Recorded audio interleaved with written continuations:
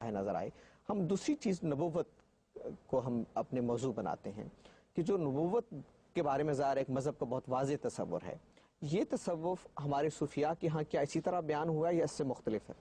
نبوت اصل میں مخاطبہ و مکالمہ الہی ہے. اللہ تعالیٰ اپنے بندوں میں سے کسی ایک بندے کا انتخاب کرتے ہیں تاکہ اس کے ذریعے سے اپنی ہدایت آپ تک پہنچائیں، اتمام ہدایت بھی کریں اور اتمام حجت بھی کریں. دونوں مقاصد بھی بیان کر دیے گئے ہیں. اس مکالمہ اور مخاطبہ الہی کے بارے میں قرآن ایک دوسرا اعلان یہ کرتا ہے کہ یہ رسالت مآب صلی اللہ علیہ وسلم پر ختم ہو گیا ہے. یعنی اس نے اعلان کر دیا کہ رسالت مآب صلی اللہ علیہ وسلم خاتم النبیین ہے. کوئی ابہام اور اشکال اگر ہو سکتا تو اسے خود رسالت مآب صلی اللہ علیہ وسلم نے واضح کر دیا.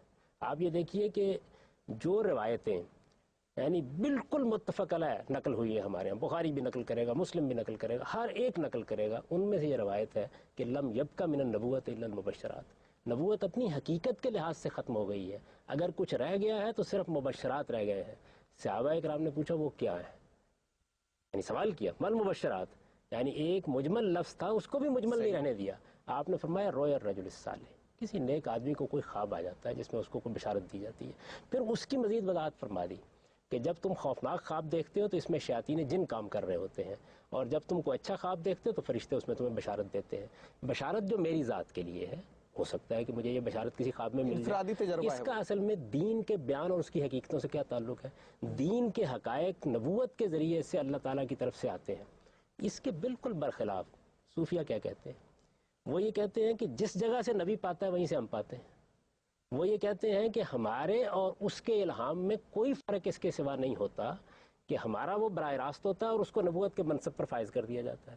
وہ یہ کہتے ہیں کہ ہمارے ہاں کے جو صوفیہ ہیں وہ جب اس مقام پر پہنچتے ہیں جس کو وہ بیان کرتے ہیں اپنی اصطلاحوں میں کہ مقام صدیقیت ہے یا مقام تحدیث ہے یا شاہ ولی اللہ کی اصطلاح میں مقام ولایت علیہ ہے، جب اس مقام پر وہ پہنچتے ہیں تو اس وقت حق کا معیار وہ خود ہوتے ہیں.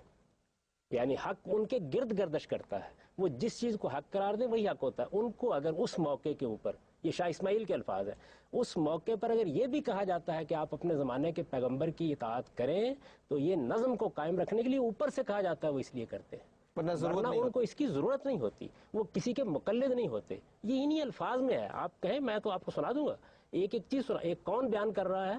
یعنی یہ نہیں ہے کہ کوئی آدمی اپنے ذاتی تجربات بیان کر رہا ہے. نہ احیاء ذاتی تجربات کی کتاب ہے، نہ قوت القلوب ذاتی تجربات کی کتاب ہے، نہ عوارف المعارف ذاتی تجربات کی کتاب ہے. یہ تصوف کا علم ہے جو بیان کیا گیا ہے. ابقات بھی نہیں. جب آپ ابقات بھی نہیں، ابقات کا جو آخری اشارہ ہے، یعنی پہلے 3 اشارات میں تو ظاہر ہے کہ وحدت الوجود کے مختلف مراحل بیان ہوئے ہیں، جو آخری اشارہ ہے اس کے اندر انہوں نے مقامات وہبیہ کا ایک پورا عنوان قائم کر کے وہ مقامات بیان کیے ہیں، اور اس میں یہ بتایا ہے کہ کس طرح سے ہمارا الہام حق کا معیار بن جاتا ہے اپنے زمانے کے لیے.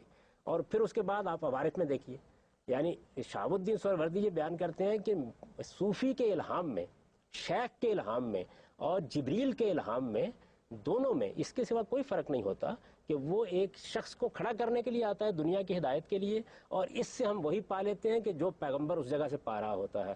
اور کبھی شیخ اس الہام میں خیانت نہیں کرتا جس طرح پیغمبر نہیں کرتا.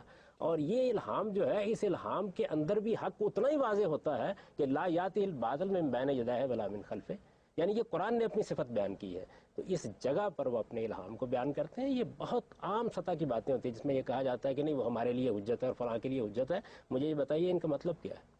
یعنی اگر آپ نے خواص کے لیے ایک توحید الگ بیان کر دی، نبوت کے سلسلے کے بارے میں یہ بیان، مجدد صاحب کو دیکھ لیجئے، یعنی مکتوبات میں بیان کرتے ہیں کہ صرف اتنی بات ہم کہتے ہیں کہ نبوت اپنے منصب کے لحاظ سے ختم ہوئی ہے، کمالات کے لحاظ سے ختم نہیں ہوئی. اچھا ابن عربی کو لے لیجئے، فتوحات میں جو فصوص کی طرح کی کتاب نہیں ہے، بیان کیا ہے کہ رسالت مآب صلی اللہ علیہ وسلم پر نبوت تشریع ختم ہوئی ہے، شریعت والی نبوت ختم ہوئی ہے. اس کے علاوہ جہاں تک نبوت کا تعلق ہے اپنی حقیقت کے لحاظ سے، وہ ویسی کی ویسے ہی ہے. اور اس کے ہرگز یہ معنی نہیں ہے کہ آپ ختم نبوت کو اس معنی میں لے لیں. وہ حدیث نقل کرتے ہیں وہاں ان قطعت النبوہ، کہ اس کا مطلب کیا ہے؟ اس کا مطلب یہ ہے کہ تشریعی نبوت ختم ہوئی ہے. میں نام نہیں لینا چاہتا، لیکن میں یہ کہتا ہوں کہ جن لوگوں کے خلاف اس زمانے میں ہم ہنگامہ کرتے رہے ہیں وہ اس سے زائد کون سی بات کہتے ہیں. یہ سری الفاظ میں بیان ہوا ہے. آپ اجازت دیں گے میں سنا دوں گا. ٹھیک ہے، میں چاہوں گا اس وجہ سے نبوت کے معاملے میں معذرت کے ساتھ جو ان کتابوں کے اندر تصور ملتا ہے، وہ پھر میں ایک طالب علم کی طرح سمجھنا چاہتا ہوں کہ اس تصور میں اور پیغمبر کے تصور میں، اس تصور میں اور قرآن کے تصور میں کیا چیز ہے کہ جس کو میں تضاد پر محمول. ٹھیک ہے، پروگرام میں ایک بار پھر حاضر خدمت ہوتے ہیں لیکن ایک وقفے کے بعد.